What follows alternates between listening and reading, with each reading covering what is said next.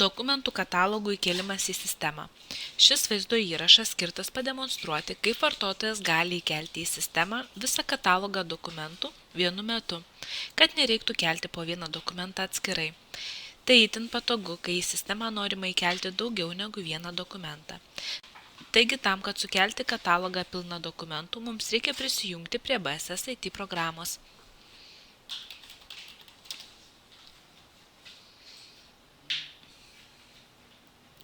Navigacijos juostoje pasirinkime Dokumentai.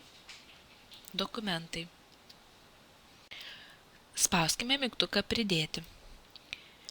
Pridėti galite vieną dokumentą, kelis dokumentus arba visą katalogą.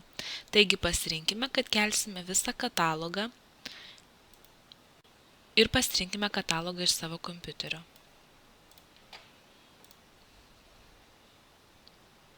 Šiame lange galite nurodyti katalogą sistemoje, kuriame visi dokumentai bus saugomi.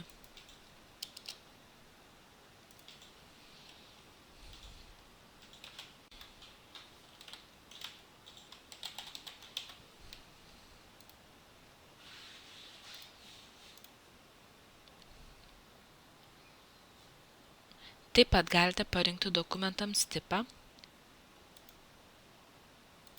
arba statusą. Spauskime mygtuką Gerai. Po mygtuko paspaudimo sistemoje galite rasti visus įkeltus dokumentus.